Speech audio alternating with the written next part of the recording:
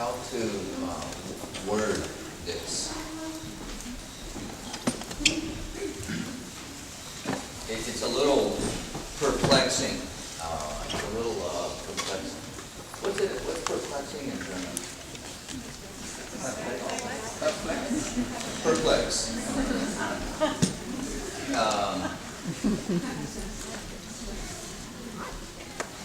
Because the English that comes out of my mouth is pretty simple. It comes out, the words come out pretty slow. My brain works real slow. And because of that, it should be easy to understand.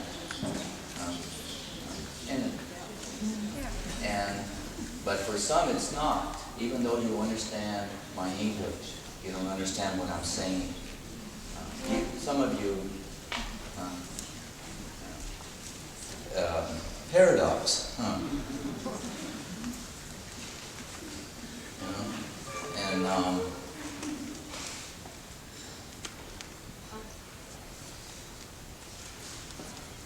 when I was listening to a few teachers some time ago, and I had no experience or knowledge of any of the stuff that I'm speaking to you now, and they were speaking, I could not understand, and yet they were speaking very plain English, and it was very perplexing to me, this paradox. And then I was instructed, because they could see that I'm very confused in my eyes, and that I'm getting a little confused with my behavior, because I'm not understanding what they're saying, even though they're speaking very plain English. It's beyond my mind, beyond my thinking, even though the words are real clear and they're real simple. And as it is for some of you,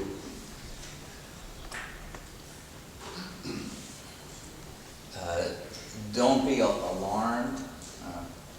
It's really okay. It's just that it takes time. It just takes some time. And you have to walk this out yourself. But you have to come to terms that you got to give yourself time.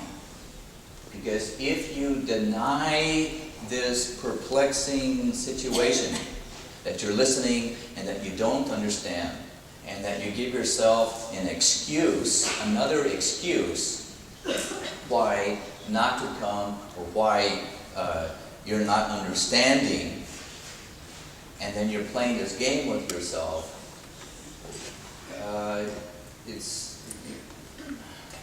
it's not too healthy to do that. It's to realize that in time, the understanding slowly will sink down away from your mind and into your heart. Only there you can understand it. Some of us, we have been living with our hearts and minds. Some of us, it's very natural to have ears from both directions. And some of us, we have nothing but ears of the mind. And we can easily do this, and everything is black and white. It's either yes or no. Give me an answer, yes or no. It's either you're for me or against me. Either it's yes or what it. And when it comes to teachings that society does not teach, it teaches us something that is an inner world. And yet it is really an outer world also. It's a very close relationship. But where the words are coming from is what makes all the difference in the world. Where these words are coming from. And what is backing up these words. sometimes, even though the words are coming out very slow and they're very simple, there's a lot of images and stories and feelings and thoughts behind these words. And a lot of people are not used to that. They're just used to hearing a word, dissecting the word, like in a dictionary, and this is how a lot of people communicate and think.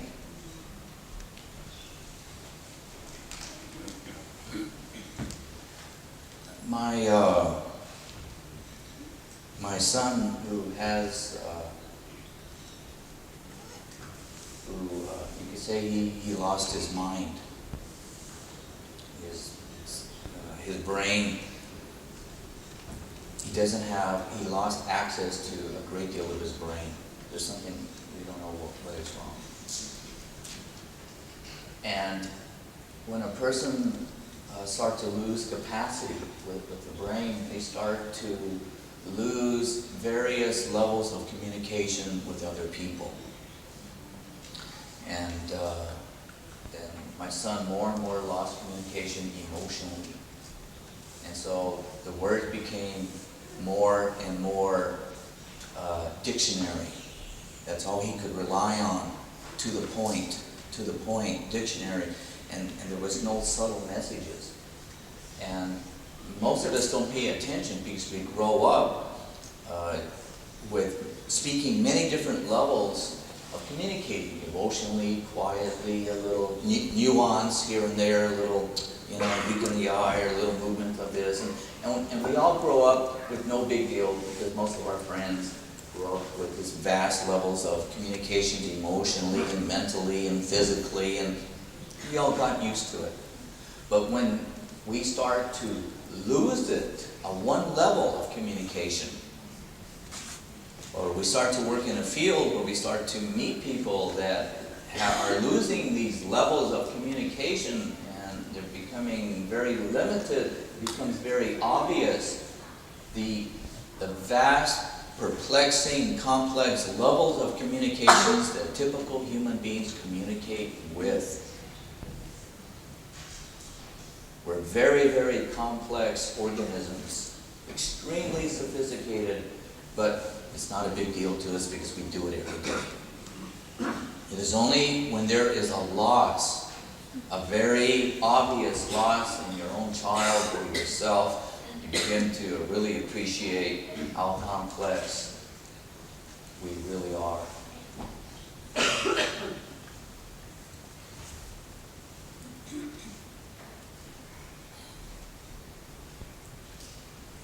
And when it comes to speaking with subject matters as why we are here, it also entails this. It's another level of communication simply that we are not accustomed to, most of us. Here, accustomed to hearing how we were taught out in the streets.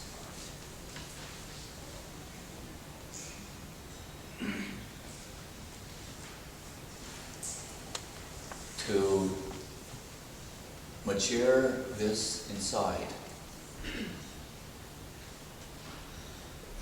Here's a perfect example. This happened it was in Glasgow. And we went to this restaurant, a little cafe, a very relaxed environment. And it was, the only table was this big, round table, and there was these two elderly men there. They're older than me. And we started talking to them, and it became extremely clear because the people that are with me are people that come to the seminars, and they've been hearing this and thinking about it, complicated. And they noticed it also. One of the men had consciousness and the other man did not. They went to school together. They went to university many years ago. they have been in communication for some time, and you know how once you leave university, you get so involved in your life, you kind of go away from your friends for maybe 20, 30 years, and then you get back together because you're more relaxed with yourself. Family's grown up and such. Well, this is what happened with these two elderly men. And one of the men had absolutely no consciousness whatsoever, but his mind was very acute, very good, very sharp, very alert, but no consciousness whatsoever. He was nowhere near his heart, but he was a good man. He'd done a good job with himself. And the other man was nothing but heart, very heartful, very conscientious, and a tremendous amount of consciousness. And the differences between the two is so vast. And the man with the heart, there was a tremendous difference with his skin, his eyes, his mannerisms, his choice of clothes, everything, versus the man who just absolutely lived in his mind. And the man with his mind was always perplexed about his friend. He couldn't understand where he was coming from. But the man in his heart understood, or the man who was living in his mind. But to see the differences, what it did to their faces. One you could see was dry and the other one was full. The man with his heart just needed to speak a few words, and he spoke so much. He was so personal. And the man with his mind was always trying to convince, always trying to put out more information and get more information, and because he needed more information, because that's what the mind is. And when we get locked into that, this becomes our life. And it's easy to have fear then.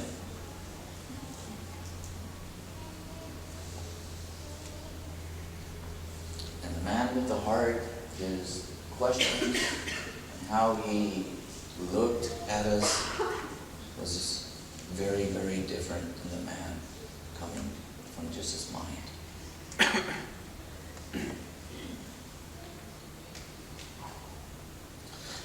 It's almost blood versus machine, almost.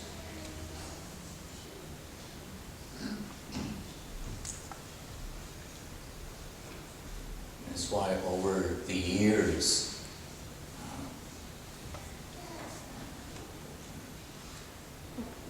it hasn't been easy to teach, and sometimes it's been very perplexing, trying to get the understanding across.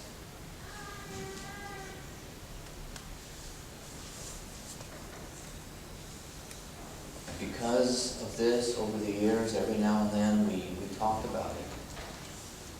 Those of you who do not understand what I'm saying, not now. Now you understand. This is mine. But when I go into my heart, that's where you get lost. You have difficulties understanding, and you start to feel uncomfortable. But this, I'm talking from mind now. This is different. You have no problems with this.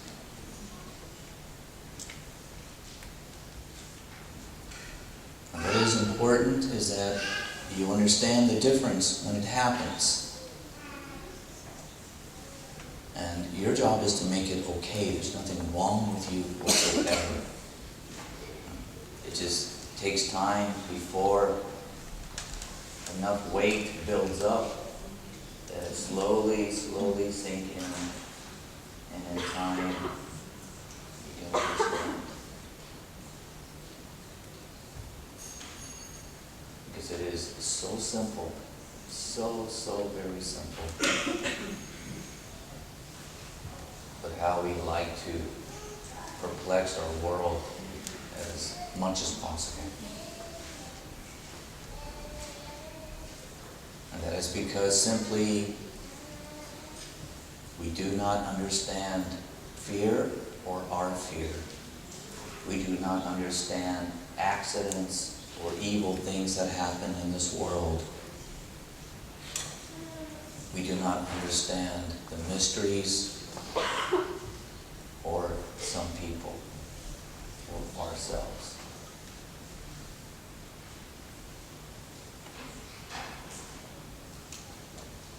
We do not understand pain or cancer, or why young ones have to be taken away from us, or why I was cheated.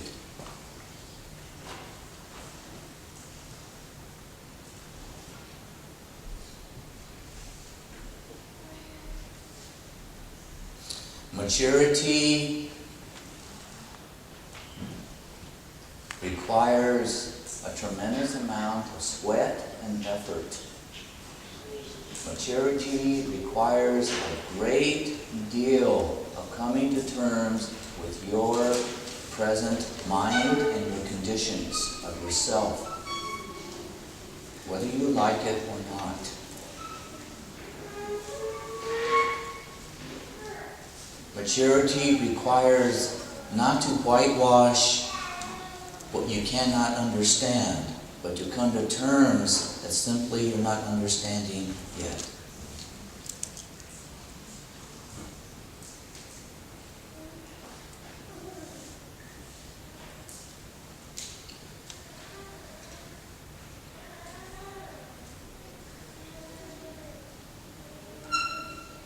Again, one thing that's very important is that you find yourself that really, as you are, you're okay. There's nothing wrong with you. Sometimes we just get a little too confused about ourselves.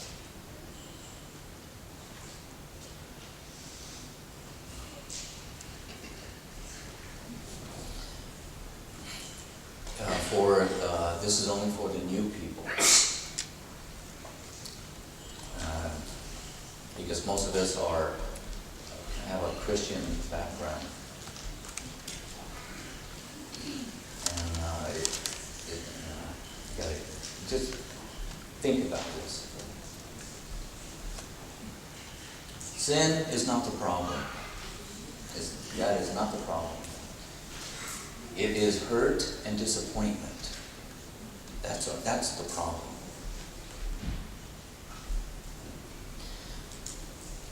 And if you just spend some time with yourself and contemplate your life, think about what it is for you to have grown up under your conditions. And you can most likely just go out and contemplate go watch one of your cousins or aunts or your neighbor and spend hours observing and just watching. And put yourself in that shoes as you grew up. And very quietly, very slowly, very subtly, we all started to get very hurt and disappointed. And you'd be surprised how we can get disappointed hundreds of times a day. And this is what we have gotten used to. And we have learned to cope with it. Just like don't be wild when the guests come. Behave. And we have learned to, let's say, put hurt and disappointment in a fence, in a corral, inside the city walls, and let play and grow up in our neighborhood. It's just that this hurt and disappointment accumulated.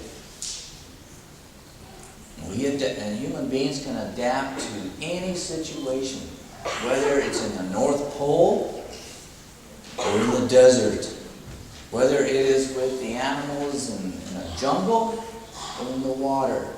We can adapt. And as with these very subtle, quiet hurts and disappointment accumulated, is what really misshaped our feelings, started to shape our minds.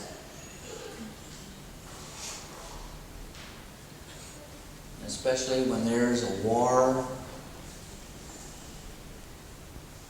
and especially when the adults have scared the hell out of kids with devils and sin, being wrong and bad, and literally injected guilt very quietly that the mother received, very quietly that the father received since they were young too. Passed on a chain of events that just became protocol. And just the way it is, I suffered, you're going to suffer too.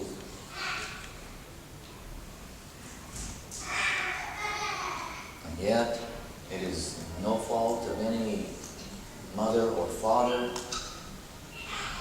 It's no fault of any generation. It is simply a spirited human being growing up in nature.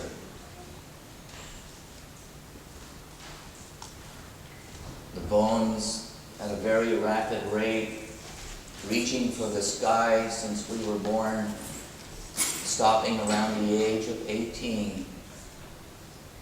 The brain expanding into all directions, inside all the dimensions, inside our imagination. And all we want to do is just be like, have friends. How wonderful it is to learn. But a little too much hurt and disappointment can reshape our views about humanity and other people and ourselves. And pretty soon we have very confusing dreams and do not understand dreams anymore. For now we are forced that we have to go to work, having children maybe a little too early. Maybe no one there to really listen to my story.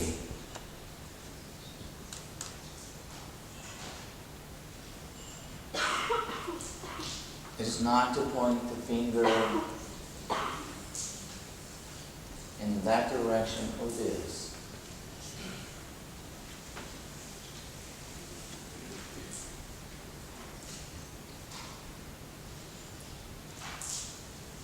We're just very simply human beings that we come as a guest. And none of us really own this land. We live on it for a very short period of time. And very quietly, we follow the directions of our grandmas and grandpas. We get on our little sailboat that brought us here, and we take off someplace else again.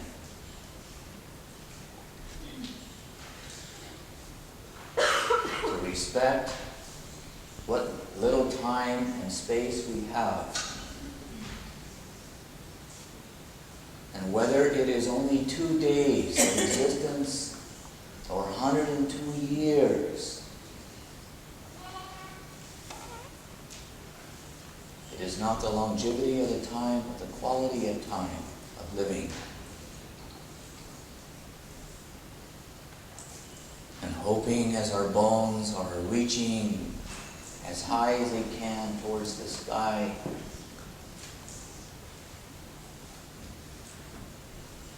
that there's a little time and space to catch that meteorite that has entered me, that can fully awaken my mind and my heart.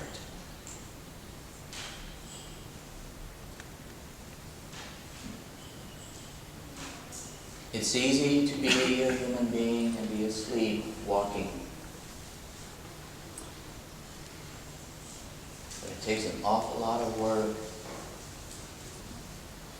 to live in our hearts because it hurts. somehow we have developed a conditioning to walk away from hurt because we are so hurt inside. We have a very unusual conditioning that once we start to feel hurt, we walk away.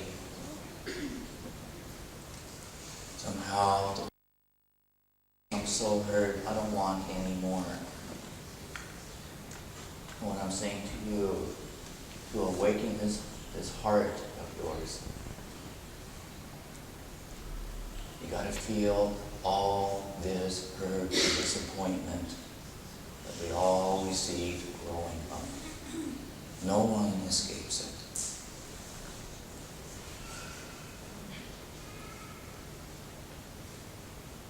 And to do that, and to go through this mini earthquake inside, to walk through this fire, and hoping that enough hurt and disappointment subsides, that I have the good mind, that I have the graces to forgive all those times that I've been hurt and disappointed,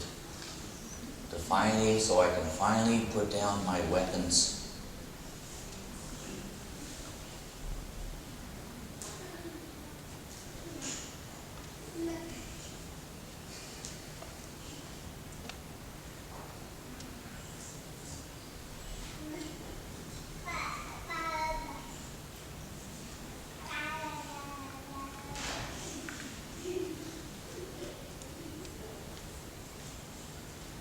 That is really what the fire dance is really all about.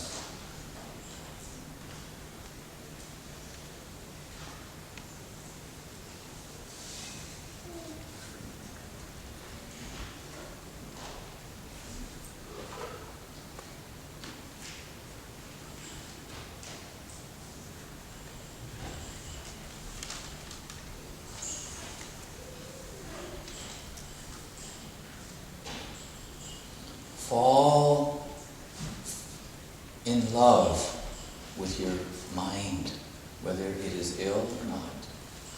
Fall in love with your life, whether you like it or not.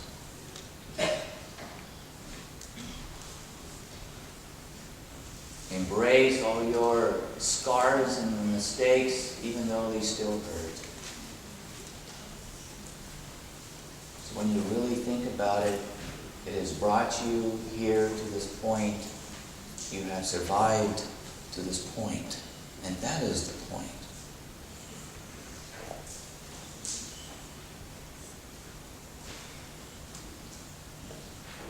We are all well designed. Extremely designed. Some of us don't like our noses or our faces. Some of us wish I had your legs or I had your voice. Some of us wish for different colors in our eyes. Some of us for different colors of skin.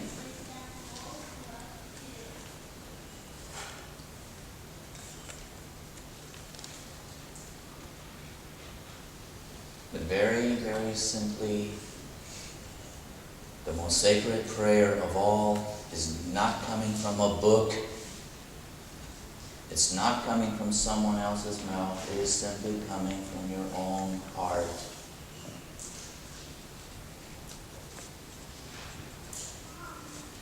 And that means everything under the sun, everything that you have done, all your weaknesses and all your strengths, all your goodness and all your badness. And to embrace this, it takes a very big person to do it. There's nothing wrong with feeling or being ashamed or feeling guilty. These are necessary ingredients to mature.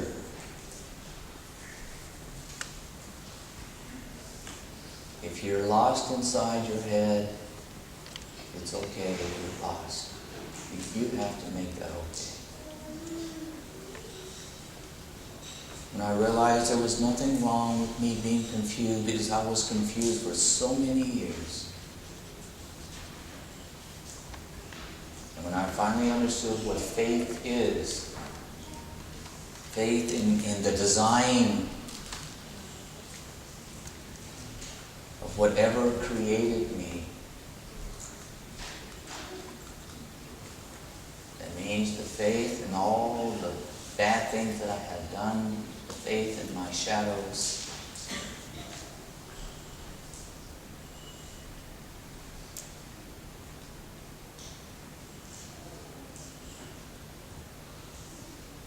And it was much easier to be with people that I didn't like or hated. I began to see them quite differently.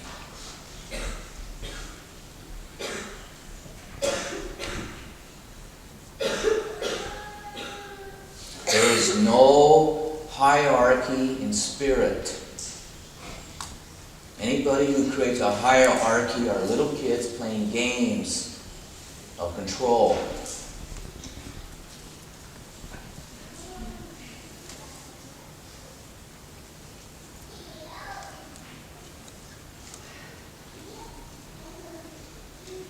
Is your older brother higher than you? Is your mother greater and higher than you?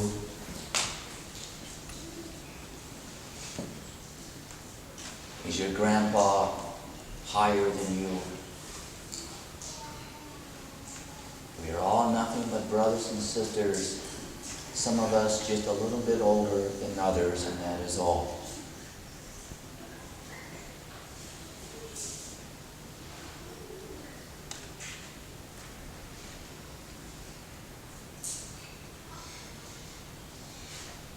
But sometimes it is just easier and more comfortable not to know and not to see.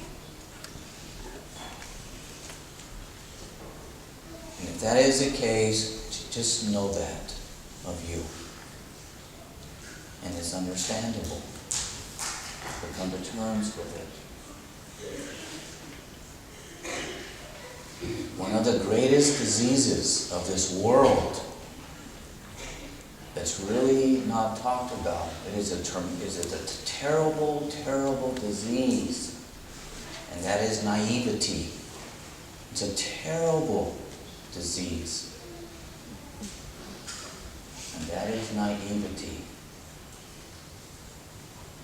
It is naivety that keeps us blind, that keeps us not wanting to know, that keeps us pretending, that keeps us from really feeling.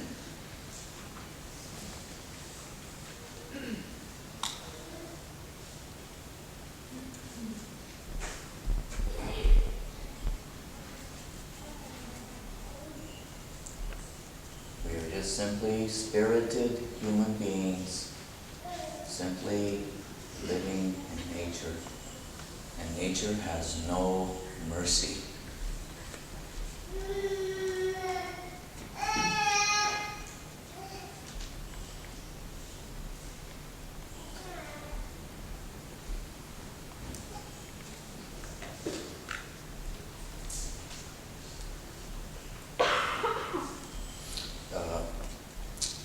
In this community, there are 40 children from Chernobyl, from Russia.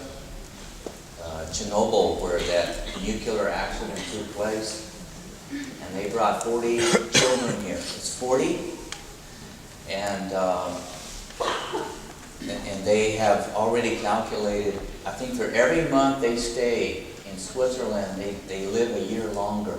Because they're all dying. All these children are dying. They're highly radiated. And I guess the community got doing something to give them an extended life, a little bit more life. So they figured every month that they can stay here because of the good water and the food and the environment, that they can live 1 year longer. and Marcus and a few people, they went and did a sweat for them. They just came back. No. Just 1 month. Just 1 month.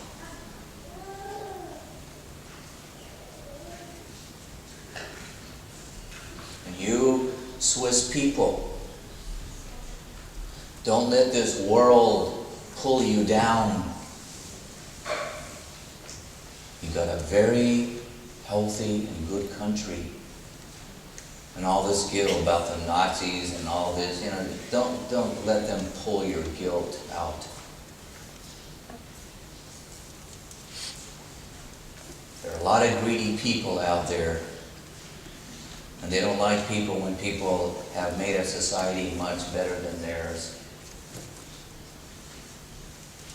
You be very proud of your country.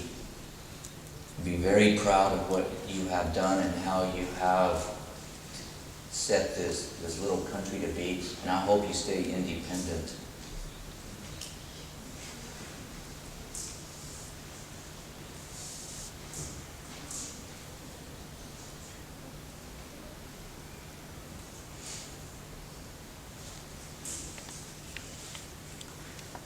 And be very careful about listening to the rest of the world, because don't. Just continue as you are. You're fine. You've been doing fine. Let the world fight for their...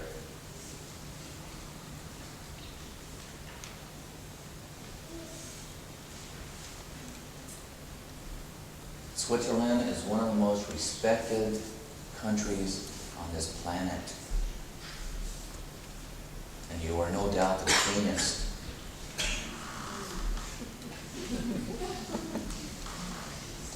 The world, a lot of the world does not like that.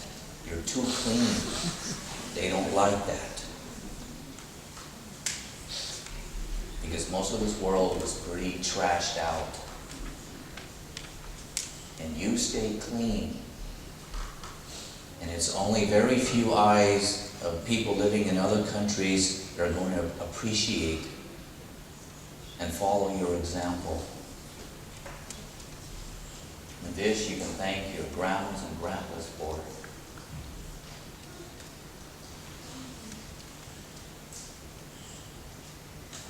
You be very proud of your country.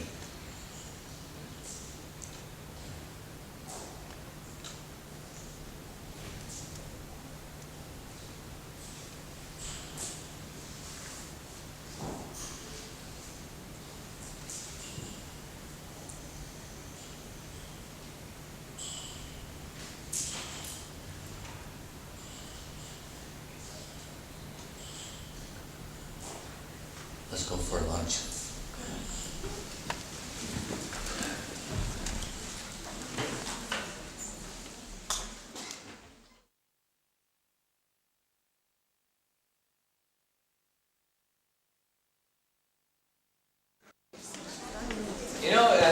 Really, if anybody wants to sit up here with me, it's fine with me.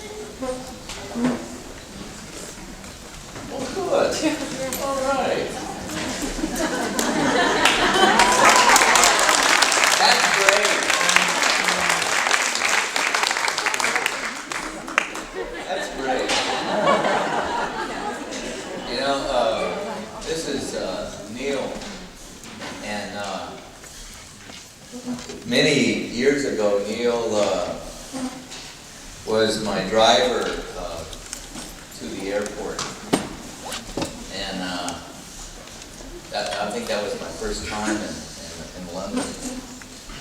And when I saw this male, the way he was taking me to the airport, I thought, oh my God.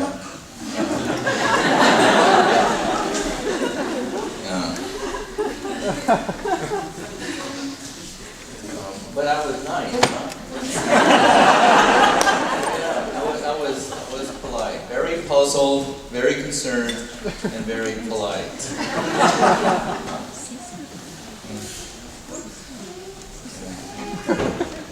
Oh, I mean, completely different. Completely different. Completely different. It's really nice to watch.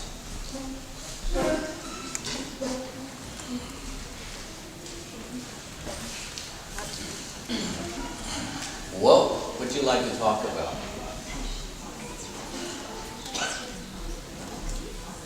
We're still going to do the demonstration. What would you like to talk about? Yes? You say something about death and passing away?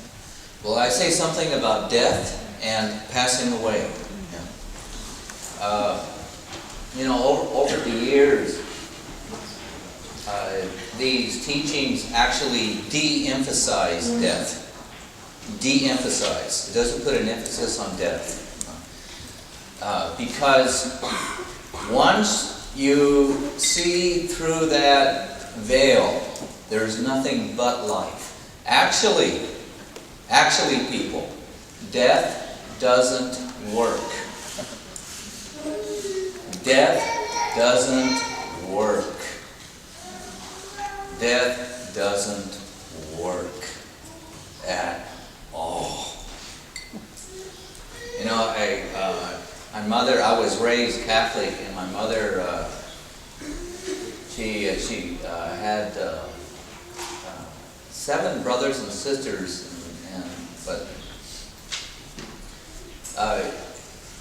so many months out of the year in our hallway in our house, we had to.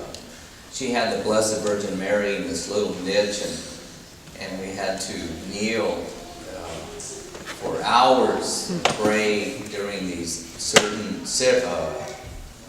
Lent. I think it was called Lent. You know, and all the brothers and sisters, you know, we were forced to be on our knees, and you know, and then each of us has to say a certain section of the Rosary, and you know, we didn't know any better, but you know how bored children can get. And then my mother would always say, I can hardly wait for death so I can finally rest. And she would say that out loud, and that means I don't have to take care of all you kids. And she was tired. I mean, you know, taking care of one kid is a lot, but can you imagine 7? You know, I mean, it's a lot. And you know, we all can get fed up, you know, with it. And not just that, but throughout all my years of hearing about, you know, the final escape, and finally I don't have to look at your face anymore, or I don't have to deal with this anymore, I can finally get away. And naturally it was just something, okay, and that's it. Then I, you know, go out and get my life and do this and do that, and didn't even think much about it because that's just the way it is. And so the conditioning I had is just about the same as everybody else's.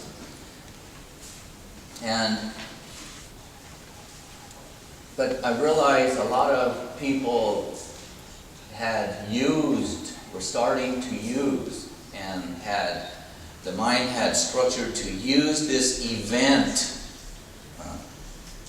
as an escape, as getting away, as a holiday, you could say, and all sorts of reasons. You know, some people fear it, and some people it was no big deal, and all this. And it wasn't until my father, he was a prisoner of war in Japan, and he got sent to the Philippines before the war started, before Pearl Harbor was burned out. And then after Pearl Harbor, they attacked the Philippines, and they all gave up finally, and were shipped Japan in oil tankers. And there he stayed in Japan for almost 4 years. And he worked in the coal mines there. And thousands, tens of thousands of prisoners were taken. And I think something like maybe 10,000 came back. 50,000 were taken and something like 10,000 came back. Somewhere like that. And he saw an awful lot of death. He saw real death, not death of getting death of tired from working or taking care of kids or just to get out. He saw the real stuff. And he saw lots of people die. And he, like almost everybody else who survived, had almost died many times. He saw men getting their heads chopped off. He saw how it was to march for days and days without water. And he saw how desperate men, they didn't care if they got killed, they just wanted the water. They knew they were going to get shot, but they were so thirsty. And it was called a Baton Death March. And he saw that how the urge to drink was greater than the urge of death. That death was not a big deal. What they wanted and feared most was lack of water. And so you got to see the psychology of the very basics of humanity and not just social thinking about death. And what happens when it really comes down to it, how we really are. And he saw how a lot of his friends, when they were in America, getting ready to go to the Philippines, men who acted like they had already conquered fear and they're ready to go out and fight and kill or be killed. When it came down to it, they were in total fear. And he saw men who were very quiet, who seemed like they couldn't really take care of themselves. He saw a lot of these men being very courageous and very helpful and giving their lives for other people. So in a very short period of time, of a few years, he got to see humanity at its worst and at its best, and humanity with a reality that really speaks for itself and not just something that we can just say very easily with words about death. So I listened to my father more than I listened to a priest or more than my mother or even more than myself, and, about humanity and how we really are when it comes down to the reality and how a human being can actually know and realize, don't leave the line. The Japanese will kill you if you go out and drink water. Don't do that. And water comes first, death comes second. Yeah, this is how we are. And so it goes to show how the chemical effect within the body itself really can speak your mind, can speak for you, and you don't have a chance. You don't have a prayer. And it really goes to show how the personalities that have really no strong foundations and personalities that have foundations that are very strong, how they can tell the difference between water and death and what is of value to them. Weak personalities did not last long. People who gave up died quickly. That's what everybody saw. That was obvious. All you had to do was give up just a little bit and you're gone. You won't last. And there are hundreds and hundreds of men every day dying of malaria, beriberi, and all kinds of diseases, worms. They have all kinds of worms in their body, and everybody's very thin. And naturally, the soldiers that were the guards, the prisoners, were soldiers that had already fought and got injured, and then they go back and protect guard the prisoners. And the Japanese got smart because in the very beginning of the war, they brought soldiers who had not fought yet. And they found that these soldiers made friends and had more compassion for the prisoners. And they saw this was not good. So they took those soldiers out. After about a year or so of fighting, they put the psychology together, and so they brought veterans who already fought and already developed some hatred for the enemy as the guards for the prisoners. And so therefore it was a lot more difficult to make friends with the guards. But naturally some guards, they have a bigger heart or an understanding, and they have more compassion. So sometimes even a guard would help bring in medicine to give to the Americans so they wouldn't die, and against the orders of the Japanese Imperial Army. And so my father had witnessed death, I guess you could say in its truest sense, many ways and many times, and watch a lot of strange things. And my father, he would take my brother and I to the prisoners of war. Every year they have a meeting. They all get together and they celebrate that they survived. And when I was back in my 20s, in the 1960s,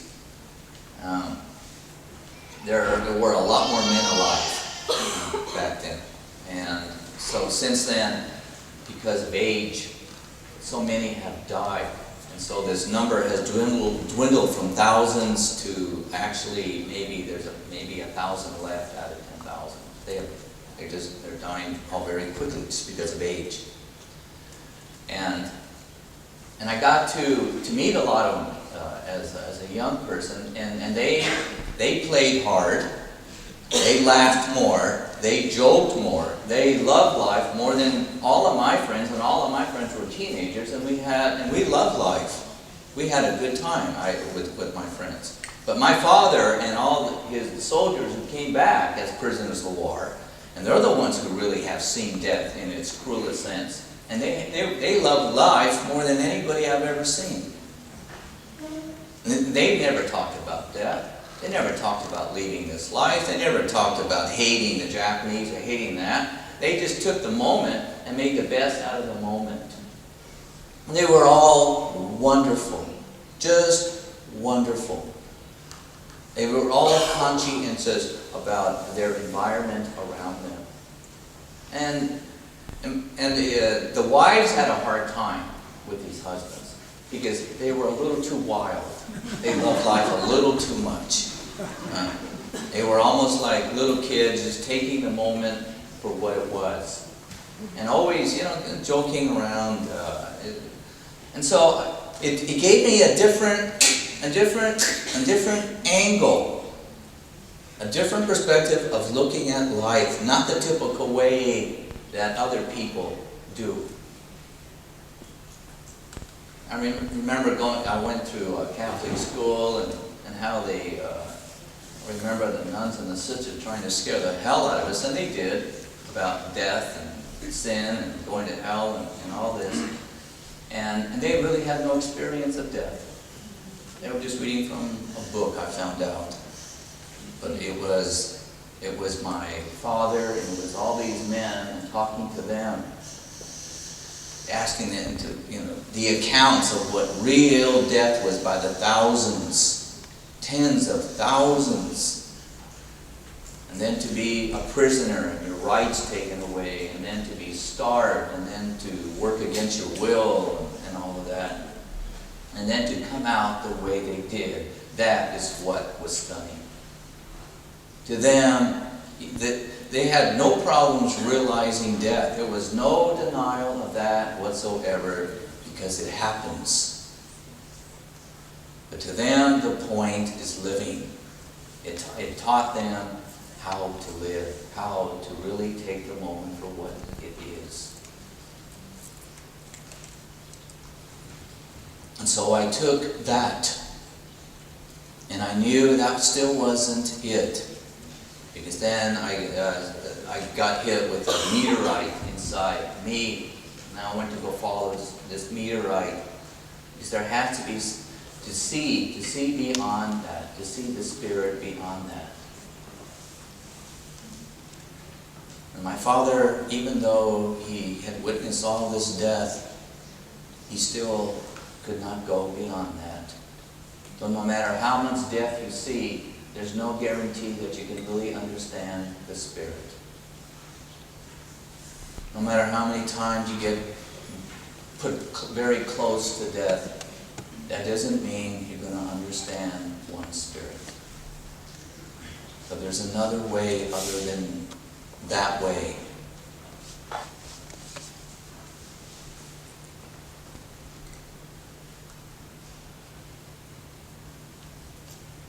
And it's actually through the life that one understands what death is. But see, you actually pay a price to penetrate that veil. You penetrate that veil and you pay a very dear price. And that price is your philosophy. And that price is the very nature of your philosophy that keeps you on this side and keeping that other side either a holiday or a hell.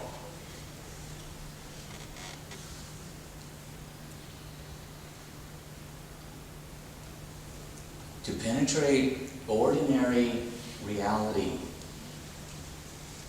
an organism, we are nothing but elongated worms with bones in it. That is it.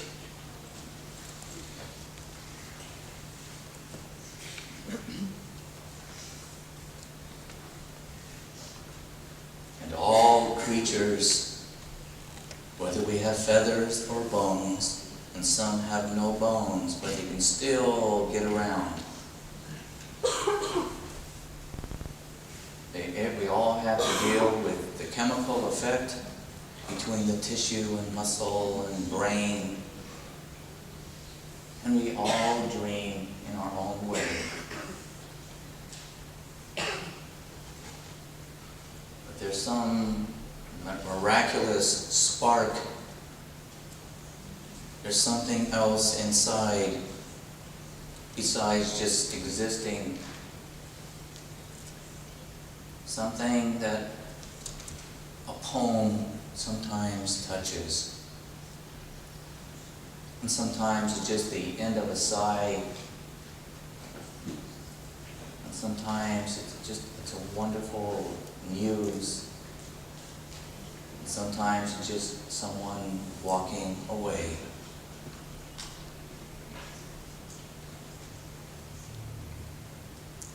And to feel and to know the spark inside.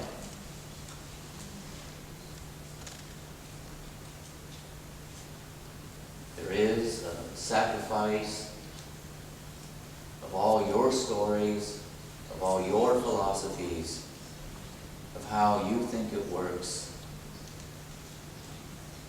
Because people, it takes us out of the driver's seat. It literally takes the driving wheel away. Where logic and reason does not work, but one finds a higher logic and reason. Somehow that just speaks a lot more than just another human being that speaks your same language. But a language that speaks to many other different forms.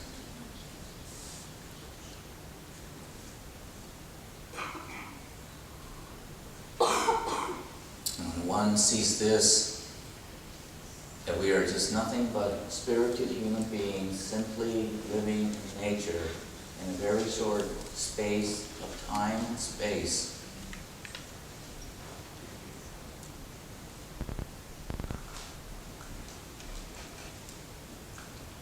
see, when we are, let's say, limited to the view of from the time I can last remember until the time I end my life here.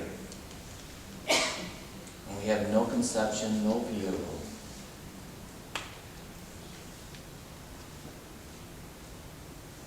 We live in the context of hoping and wishing. Or maybe that is it. It's the end of story.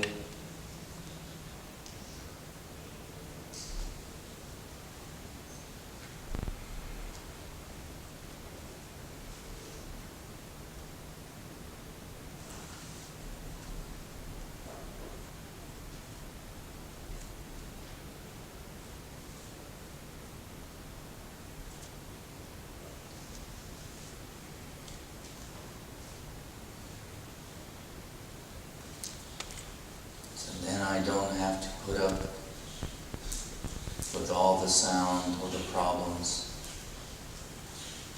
And I can just finally rest.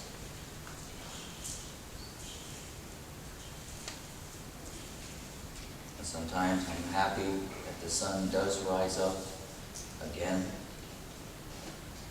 I'm happy that another baby does come.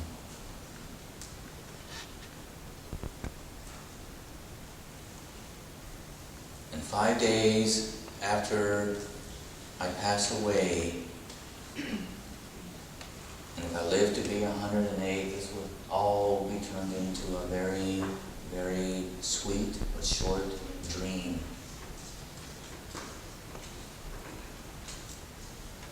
For this whole life will be compressed into a single word, and actually into a single letter, and actually into a single sentence, and actually into a single chapter, added on to the next sentence, completing another word, completing another page.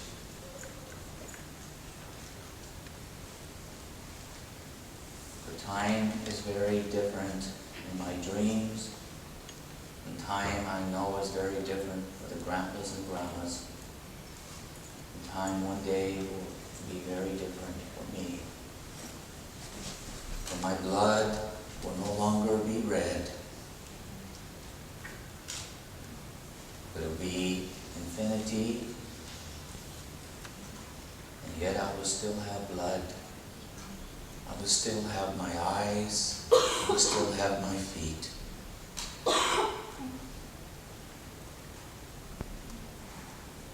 Gravity won't be so apparent.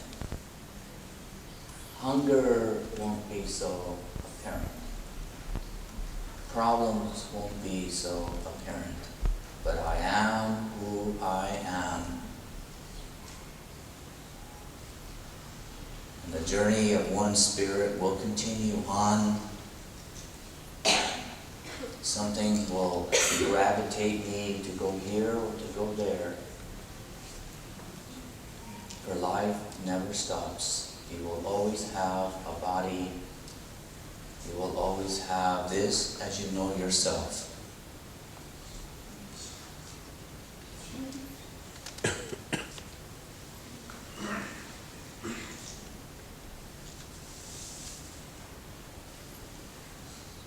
When I saw that there was actually, when death doesn't work, I saw how, like my mother, how I rationalized how I could finally escape work, escape my own problems, escape my insanity. At least I could see an end. But when there was no end in sight, there was no stopping life. And then it is better to clean my life up today so I have a better tomorrow.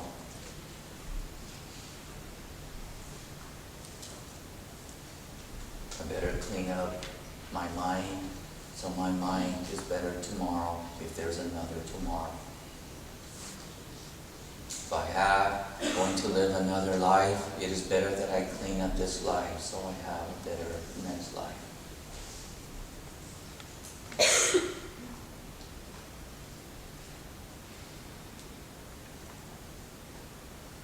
When I had talked myself into escaping, there is an escape. I found I could easily be bent in my mind and my feelings simply because there's an escape. But yet there is no escape. And it's funny how the world is so round, how we can go to the other side of the wall and you cannot see me, and yet we're still on the same earth. We think we traveled so far, and yet we are on the same marble.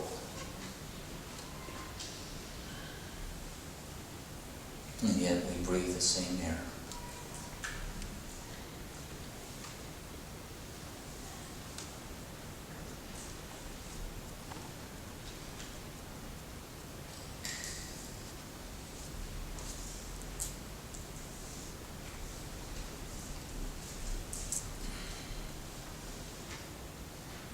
So see, death is not the point.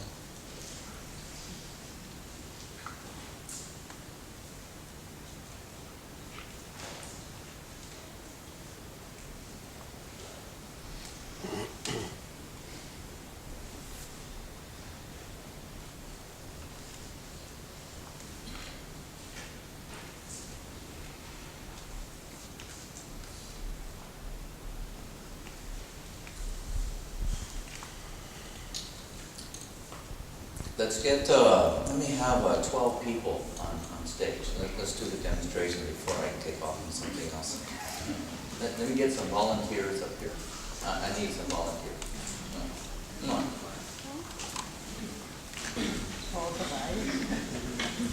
No, you do. Oh yeah, please.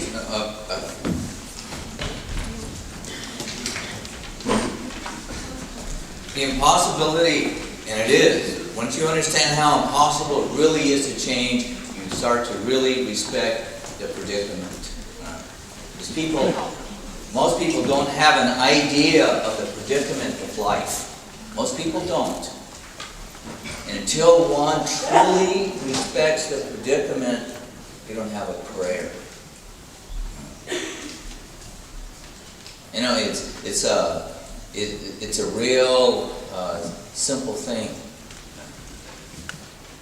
Once we lose our respect, all else falls. Respect the enemy, even though they're the enemy. It makes all the difference in the world. And once we start to just think about a little bit deeper, people, I know this goes against a lot of people because this is how I was raised too.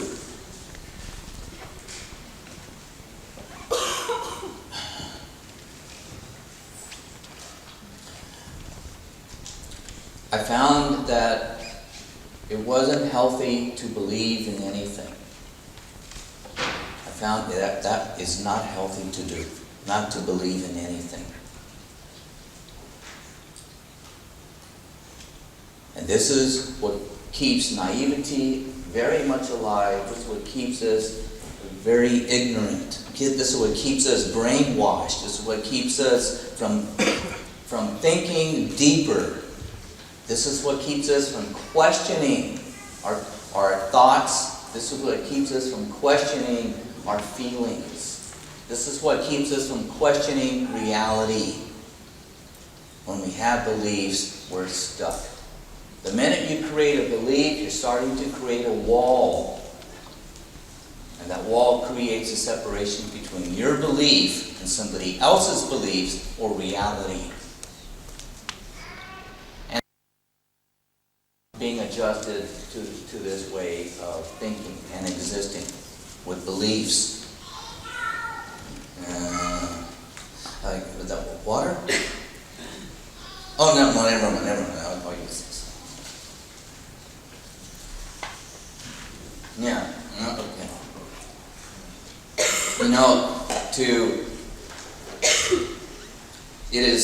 It's not being spiritual. Again, this is only for the new people.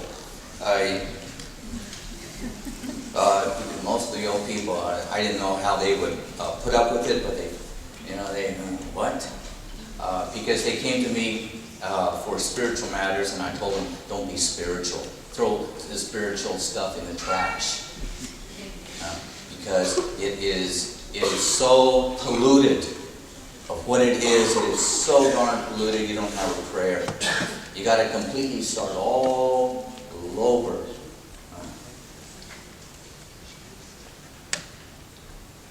We have to learn how to walk and think all over again, but differently. We got to be very, very, very smart with ourselves to get out. We locked ourselves in. When you're at home, do this really for yourself. You can hold a rose, hold anything, glass of water, it doesn't matter, your shoe. Do you have to believe you're holding this rose to exist? Do you have to believe it? A lot of people do. You know that? A lot of people do. They have to believe it. Because there's very little consciousness. A lot of people don't have much awareness. They're thinking so much from thought to thought, they're not present. It's kind of like you're talking to somebody, but there's still nobody home. That's what I'm talking about. And there's always degrees of this. So in essence, we're talking about the degree of someone in those eyes speaking to you, the presence, the feeling, the actual presence of somebody. And we all have come across these experiences with other people. That's something very simple, because we have to re-educate our brain. We have to re-educate our mind to get it straight. The mind is not the enemy. We create the enemy inside. We teach a mind to play games with us. When we re-educate the mind, and the mind sees that you're finally being straight with it, it will get straight. But you can feed it anything you want. You can rationalize anything you want.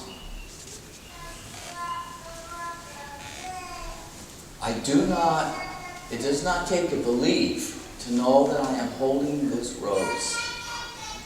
It's a very simple thing, but it's not. Because most people their pictures, when it goes into the brain, and they'll say, yeah, I'm holding a rose. But do you realize how easy it is to change?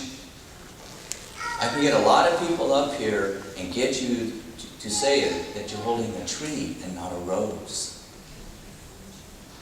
Because the presence in the mind isn't strong enough. Just induce a little bit of fear, and guess what? You'll practically say anything. So the thing is to learn how to walk all over again. You do not need a belief that you're holding a rose at all. When I am not holding a rose, it is not wise to believe that I am holding a rose. So if I'm not holding a rose, I am not holding a rose. If I don't know something, I don't know it. If I know it, I know it. I don't need a belief. If somebody tells me that this thing is over there, I don't have to believe it. I can just take their word on it, but that doesn't mean it's there, it's happening. What I know, I know. What I don't know, I don't know. And it's okay that I don't know. If I'm wrong, I'm wrong. It's okay that I'm wrong. But I don't need to believe in a flag, in a country, in goodness and badness. I don't need to believe in anything. I found out it is better to know where my left foot is than to believe where my left foot is. Reality likes it better.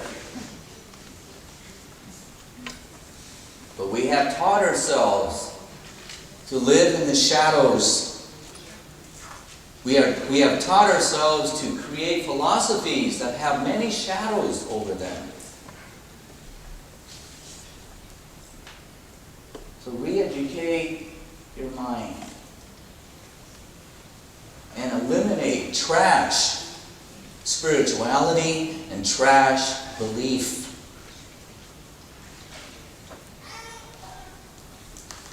Run your car into a wall. Going maybe 3-4 miles an hour doesn't create too much of a damage. It's just slow.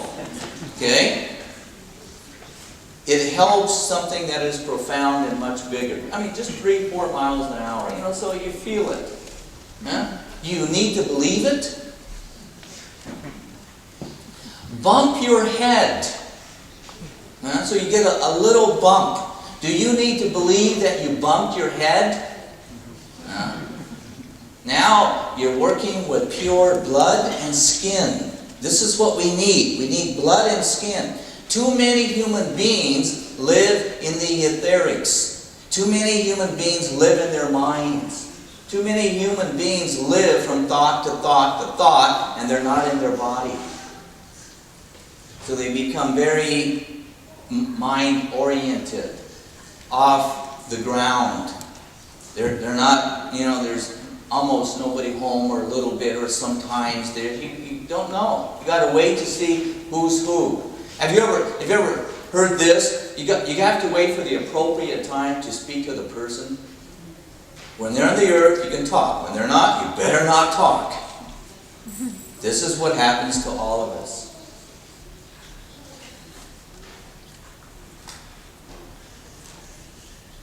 So become, you could say, organic. Right? Get into your body and become organic. And think organically.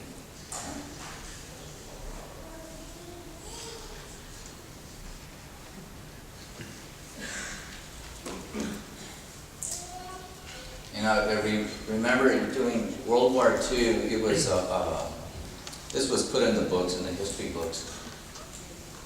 The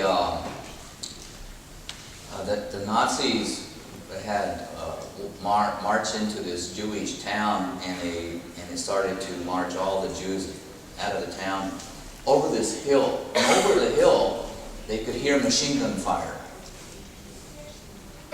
And there were very few guards actually guarding thousands of these Jewish. This whole town was Jewish. There was thousands and thousands of these citizens, and there was only a few guards. And they were marching them over the hill, for hours, because it took hours to kill them all. And there's constant machine gun firing over the hill.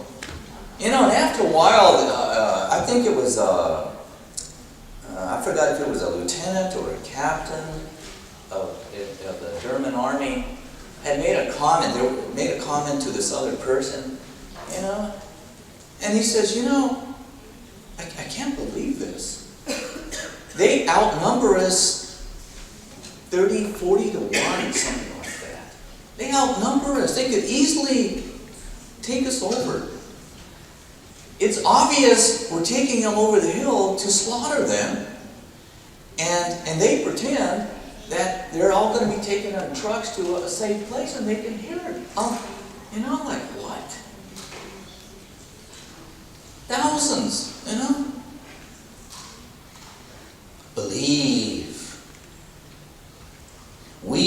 teach and raise a whole nation to have beliefs and not live in the reality. And we can teach our kids to only to dream and ignore hardcore reality. Millions we can teach to dream.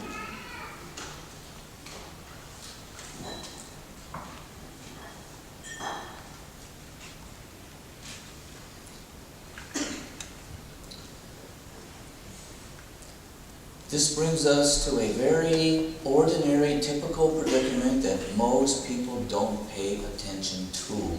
They just look at the evil. The evil's not the problem. It's us as an individual.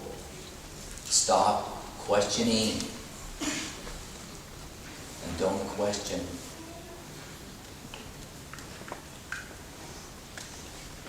You know, you may call yourself human, you may call yourself Swiss, but I call you elongated worms simply with bones in it. And when it comes down to it, it hurts the pride, it hurts the intelligence. I know you can add, and I know you can draw, and I know you have great sophistication to do this and to that. And I know you can wear fancy clothes and dance wonderfully and think great thoughts.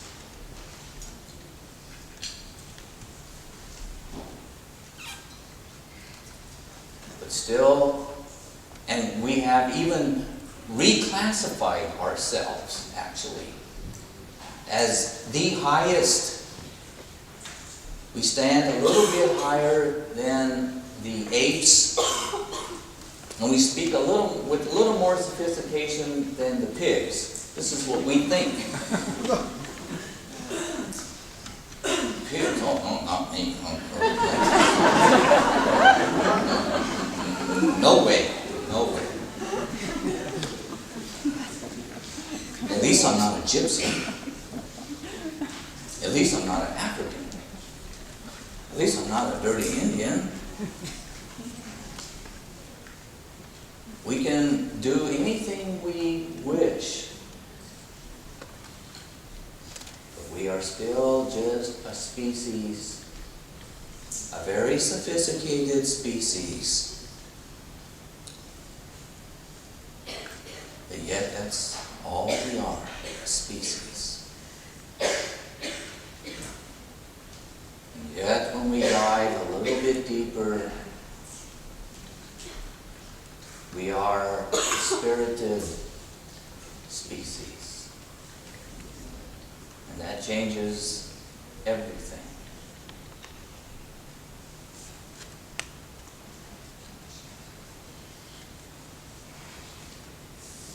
And because there is nothing but life, and trying to break down the code of ignorance, trying to break the code of naivety, it's not an easy thing. But the one thing that the species has, nature has it naturally. You can see it everywhere. But we think ours is more sophisticated. But we got it from nature.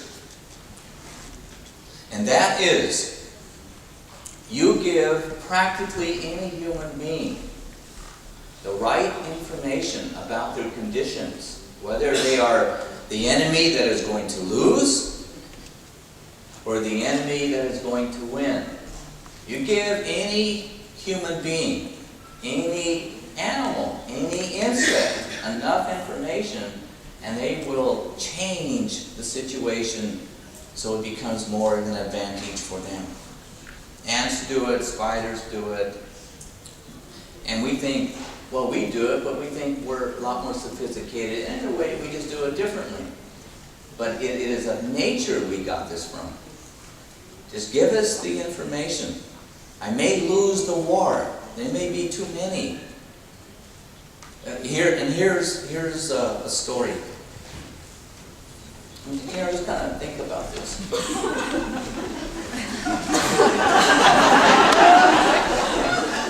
We're still going to do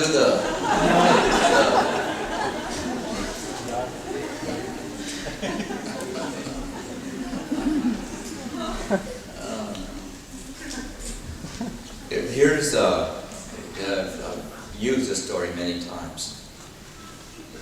This helps about the predicament, because people, you got to get very, very smart inside. You got to fight for your life when it comes to this. A long, long, long time ago, there were these two boys. They grew up together, and it was a time where there was nothing but spears, and they had no guns, like they do today. Just spears and swords. And people were still pretty wild back then. You were the law of the land. Everybody was their own law of the land. And these two brothers or two friends, they were very big, very brave, and they were raised in this little valley. And actually, enemies would always come from another valley.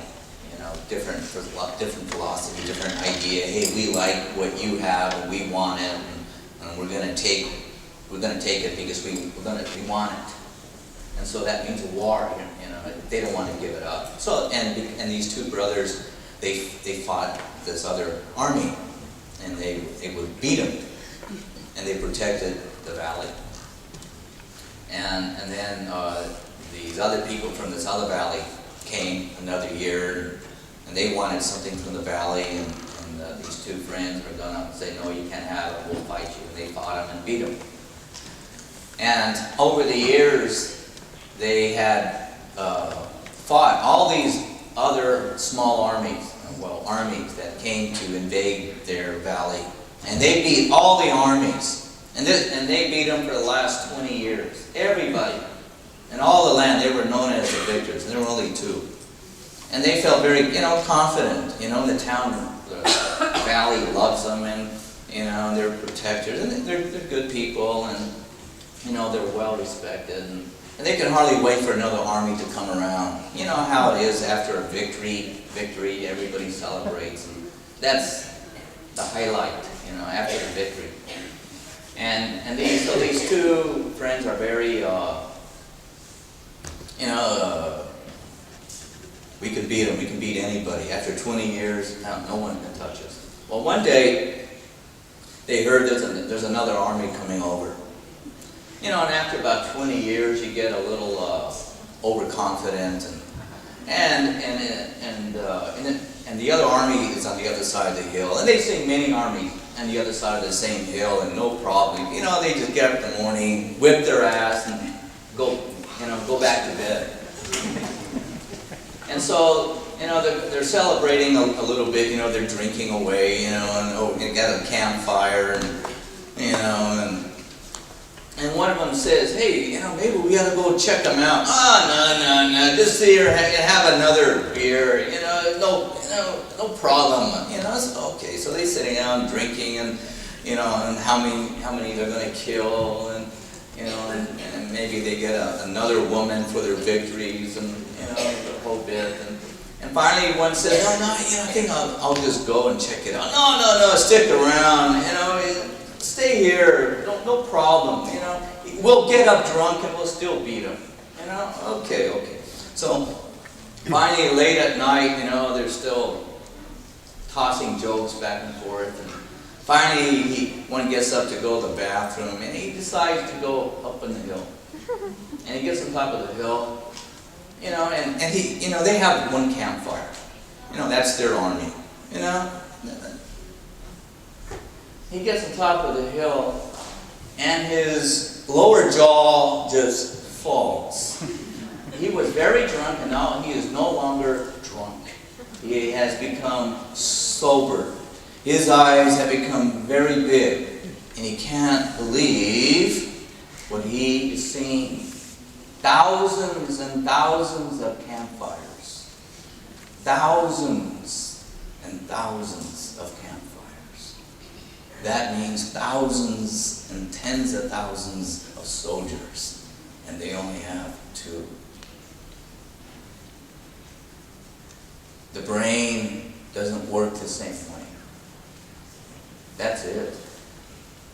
No more victory parties, no more women, no more life.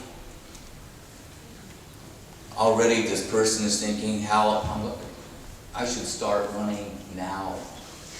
But then, I better go tell my friend. He goes back down, tells his friend, and naturally a friend says, oh yeah, right. After 20 years, right. Yeah. Conditioning, talking about conditioning here. And so finally he drags him, just drags him because this drags him up there. Okay. They come to terms with what they see. All right, it's time to run. That's the smartest thing to do. There's no way you're going to beat this. But if you run, guess what? Guess what? Have you ever tried to rat on a friend? Rat on a friend. Betray. Have you ever tried to betray a friend? Betray. Betray.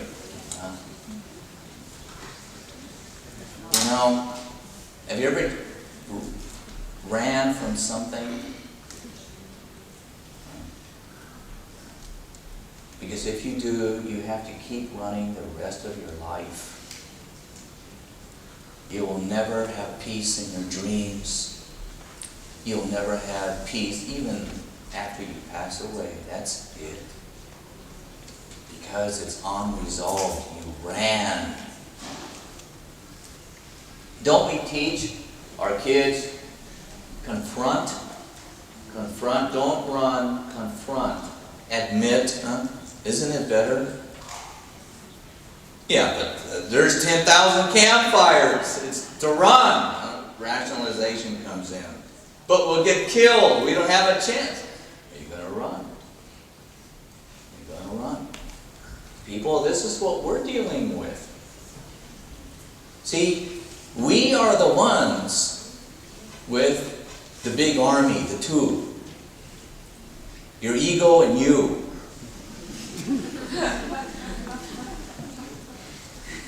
Whipping logic right and left. It's you. It's us. And we whip, right and left for years. And then when we get hit with reality that is much bigger than what we can comprehend, we pick up our ego and run. But what's going to happen? It's not worth it. So one of them wants to run for sure. That's it. There's no winning. It's the same planet, though. It's the same world. It's the same earth. Where are you going to run to? You got to get smart. So the other one got real smart. He says, okay, all right. There's always a way out. We've lost. That's it. Don't even think about it anymore. We've lost. Haven't even fought. We've already lost. What we saw, the evidence indicated that we lost. That there's a greater reality out there indicates that we've already lost. So let's get smart. In essence, hunger, pain, disappointment, discomfort, being uncomfortable, people not understanding me, listening to me. That's the enemy. Let's get smart. So the smart one says, listen, I've got an idea. Because if we run, we just got to keep running. It's not worth it. The enemy wants our valley. Everybody, we have the rich, the valley we live in. It's not our valley. It never was. That's what it shows. But we know our valley. We know ourselves pretty much. We know how we react. This is our valley inside. I kind of know my personality. Let's be tour guides of our valley. Show them their valley. Show them all the wonderful sights to see in their valley.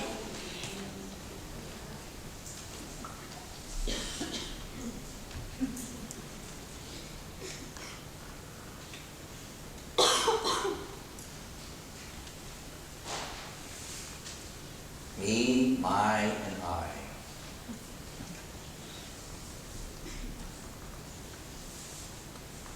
You've heard this statement, let thy will be done. We don't understand that. Did you put the hair on the top of your head piece by piece? Did you carve the cheeks on your faces? Did you create the laugh emanating from your belly? Are you the master of your dreams? Do you really control your fate? Did you put the stars in the sky? Did you put your great-great-grandmother somewhere on a piece of earth to give you a future that you may arrive?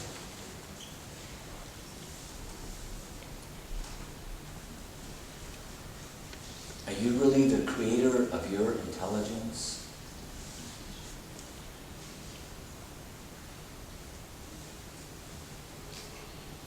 Are we a wish of some star from someone long ago? Are we a manifested prayer of another species?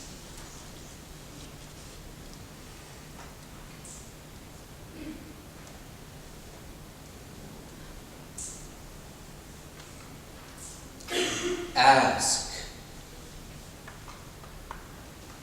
Ask. Keep the reality straight. Is this really your land? Or are we just guests? Do we pretend this is our land as not to be really guests?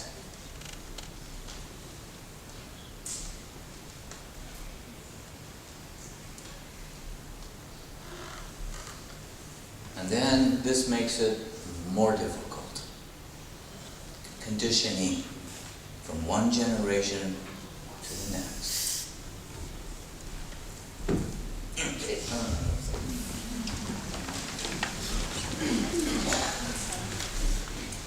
Here is, let me see it now. Here in front, right in front, right in front, right in front, right in front, right in front, right in front.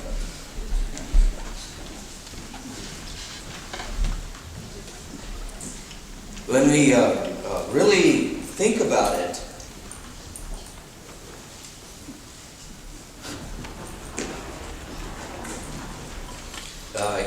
our birthdays really speak this out very clearly. Adding one birthday candle on another and another and another, that means we're getting older. That means we have accumulated experiences, and we are more, we're brighter, more intelligent sometimes. accumulation of time. Huh?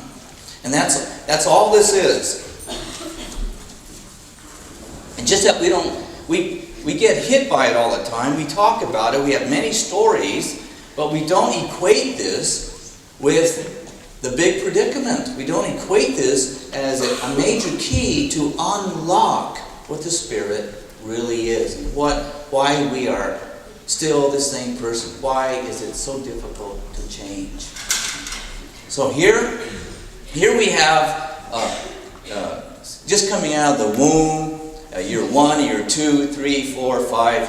How old are we? 1, 2, 3, 4, 5, 6, 7, 8, 9, 10, 11, 12 years old. Here we are. 12 years, finally here. But did you just come out of 12 years and just be you? No. You started back here. To be 12, you had to start back here. There's a beginning. There's a past. This is the beauty of the past. Understand the past. Don't ignore the past. Do not forget the past. Why am I the way I am? How come I think the way I think? Oh.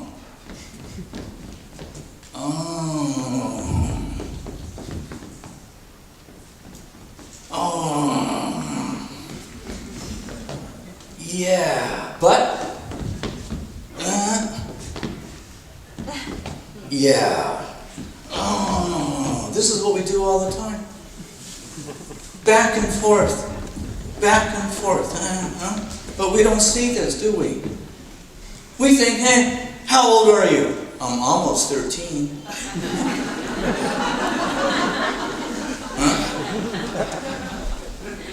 But this is what we do all the time.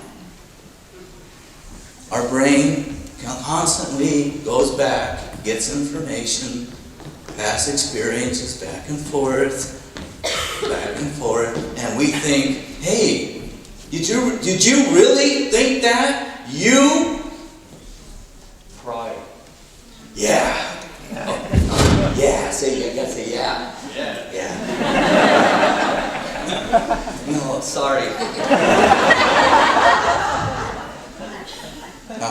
Everybody bow. All of you. See. Yeah. Did it. Oh, okay. Okay. The past. All of you. The conditioning. Would you shake my hand? Are you shaking my hand, the 12-year-old? Yeah, the 12-year-old is. But what made this possible? This hand. Okay. Shake. Everybody, this hand. What are you gonna? Oh. It's all of the years. It's the conditioning that makes it possible to shake the hand, not just the 12-year-old. All of it. A good counselor, a good doctor, a good business person just does not see the 12-year-old.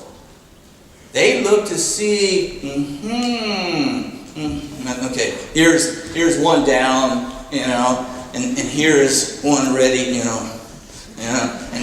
here's one, and here's two crying.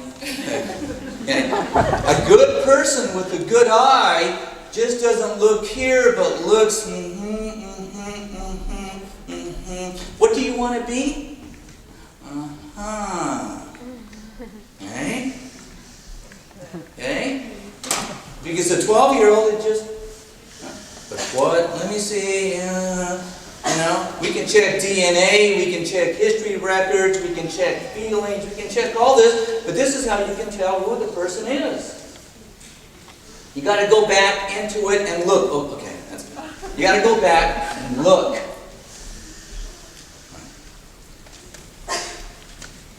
You shake my hand.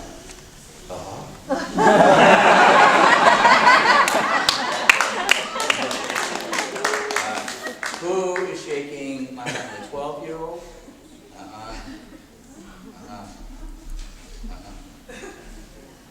The 12-year-old constantly needs continuous history, continuous, and it started way back here, how this hand is going to shake in the present. The attitude, the tears and the laughter and the defeats and the joys and all of that determines how this person is going to shake the hand at 12. This is called conditioning. Very, very powerful. That means a 12-year-old does inappropriate pride, arrogance and ignorance and naivety pulls out of the chain of events and acts like, I did it. I stand on my own. It is me. It is my decision. Is it? Sometimes. This is where we really fail. This is our ignorance. The 12-year-old doesn't have a chance. The 12-year-old can't really do much. It took all of it. It took the full conditioning for the 12-year-old to think as a 12-year-old. But this 12-year-old thinks that it can pull out any time at once and say, I did it. It's me, and me. It's all the memories, everything else. This is the reality. This is what most of us think. That isn't the reality. You got an idea? You got a beautiful idea? Guess what? It depends on all of this. Your nourishment, what kind of food you eat, your upbringing. Again, the conditioning. The children, the 40 children from Chernobyl, they're all dying, being radiated. Spending 1 month in Switzerland gives them approximately almost another year of life. The conditioning. Same thing. Lifetimes. Let's take lifetimes. Let's go back 12 lifetimes. Second, down the line, and here we are in the present. Here we are in the present. Same thing with your thinking. Shake the hand. At conception, you think you're going to change? You're stuck. The minute you're conceived, you're stuck with that DNA. You're stuck with it. You're stuck with that mother and you're stuck with that father. You're stuck. That's it. You're nailed to the wall. And even before this lifetime, even before you were conceived, this person was actually, was here. And here. And here. And here. And here. And here. And here. And here. And here. And here. Have you changed in the last 12 lifetimes? Very, very, very little. Very, very little. Very little. Come back in. Shake the hand in this lifetime. I'm shaking all of it. All of it.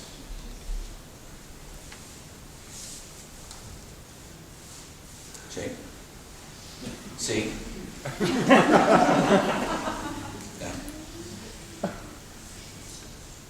You are who you are. And it took this person an awful lot to get to be who he is. Respect that, people. It has taken you a very long time for you to be you. It's well designed. You're fine.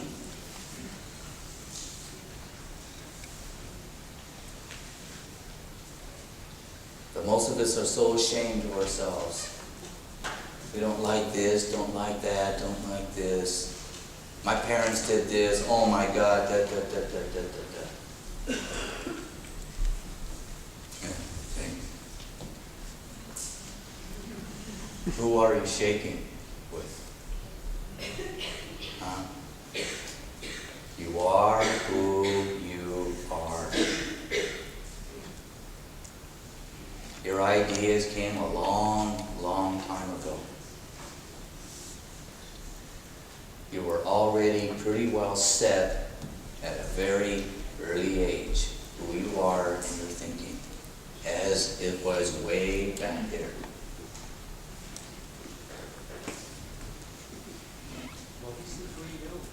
What is the free will? That's right. Good question. Where's the free will in this? Give me your free will and shake my hand. Use your free will and shake my hand. Where's the free will? That's right. Good question. Forget it. That's right. Yeah, it's true. This is what you call fate.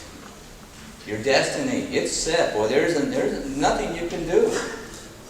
It's already set. Where's your free will now? Isn't it how strong? Give me a strong hand. Give me a real strong. Come on, give me a real strong hand.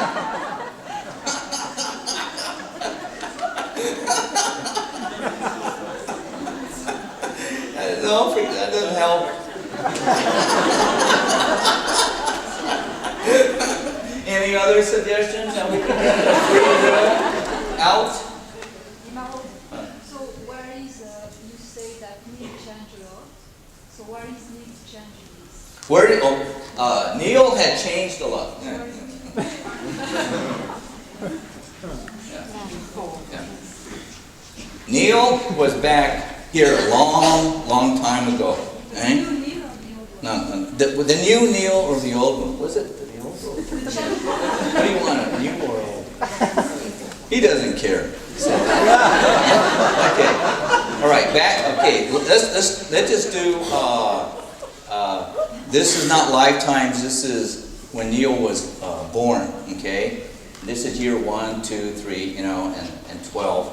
And here I met Neil at the age of 12, and then, or no, at let's see, 12, 11, 10, 9, and 8. Here I met Neil around the age of 8, and Neil was different. I mean, attitude. And then years came along, and Neil is different now. Okay? Present time, he's very different. Where's free will? There's no free will here. It's just he's changing the conditioning. Totally altering the conditioning. No free will has been activated. He's inspired to change. See, we can alter our personality to some degree. We can change a little things here, but there's still no free will. There's courage. He's activated more courage, more feelings for life. So therefore, Neil has, let's say, altered and polished his personality very well. That's it, though. Not the free will. People. When a human being had actually activated and touched their free will, your life, your destiny is forever changed. You will never be the same.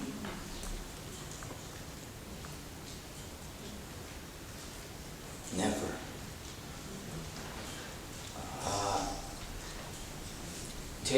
Remember in various passages from Jesus, Buddha, a lot of the sages, there are a lot of experiences where people have come across that they got hit by a certain thing, totally changed. And it was through their free will that altered the change. Their lives forever changed, thinking very differently, never looking at things the same way. Not like this anymore. This is the result of conditioning, whether it's lifetimes or just 12 years. Aren't we looking for the change? Why is it so difficult? How come there's over, what is it, close to 6 billion people, and how come there's only a few maybe enlightened? Out of 6 billion, how come there's only a few enlightened? Why? Why? And everybody says they got a free will. No. They don't realize the conditioning of the species with bones in it and their predicament.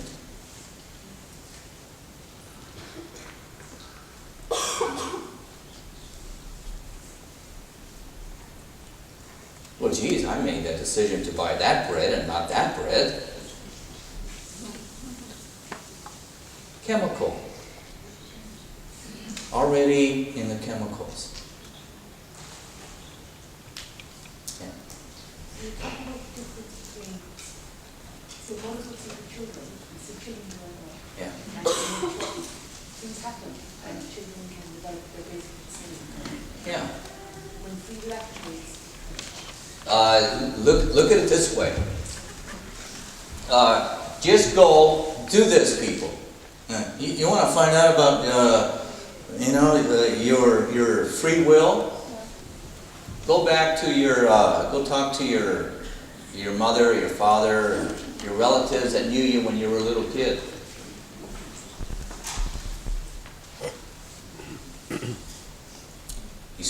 You are who you are in their eyes, what they see.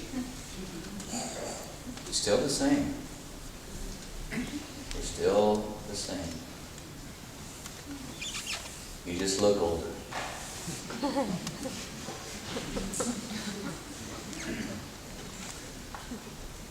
Depressing.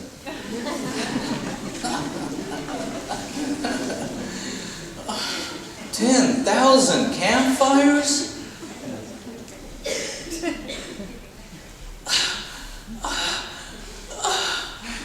10,000 campfires versus one? Get smart. Be tour guides of your life. Don't act like you're in the driver's seat and you make all these wonderful decisions and your changes are just so profound.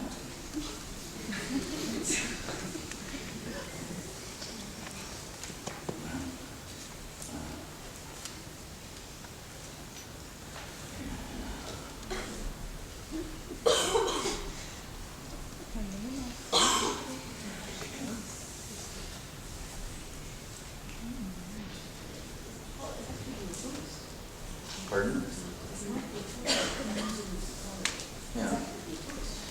Yeah. Well, we're tourists here. No doubt. We're tourists here. But see, we have pretended that we own the valley, and we cannot, like, hey, I'm smarter than you. Hey, I know more than you. Hey, I'm taller than you. Hey, I'm more enlightened than you are. Hey, Okay, great, All right, listen to this. My sister's father-in-law, he was an engineer at Sandia Laboratories. Sandia Laboratories, they work together with Los Alamos. It's a government agency, and he was in charge of something like 200-300 electrical engineers, and they design weapons, sophisticated weapons, and all sorts of things for the United States. Very, very, very bright man. This guy, he was always fit, exercise. He always ate the right things, done the right things. He was so intelligent. He was so smart that he knew he was going to live a long time, and he always would criticize the people that got cancer or got sick because they had a bad attitude. Bad attitude. They weren't smart enough. They didn't exercise their mind. They didn't exercise their body. And he, a very proud, a very accomplished man. One of the brightest men in America, actually. And he was very hard on the weak people, because they thought wrong. Bad attitude, wrong attitude. And we would always go fishing with him, you know, out in New Mexico. And boy, after about 15, 20 minutes with him, you feel about this big. And well, one day he got cancer. And about a year and a half later, he had died. And he died the most miserable human being I have ever seen die. He died hating life. Literally hating life because doing the right thing doesn't work. Exercising, having intelligence, having the right philosophy, looking at things correctly, to the letter, to the formula. And he went into denial of his cancer to the point it was shocking. And when at the very end, when he finally admitted it, he said he hated everything in life for doing this to him because he felt cheated. He did what he was told, and it worked while he was young. And it taught me something. Taught me something.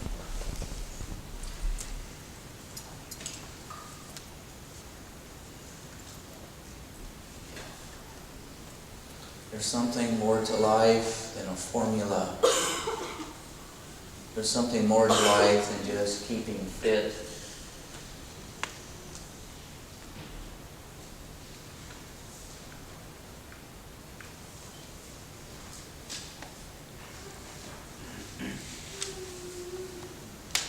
And there's really something more to life than just living to the age of 88.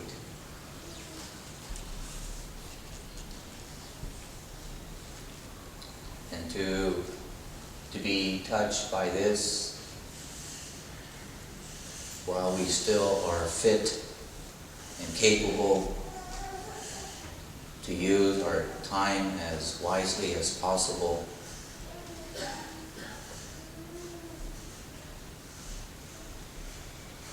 That is what this is all about. Yeah, let's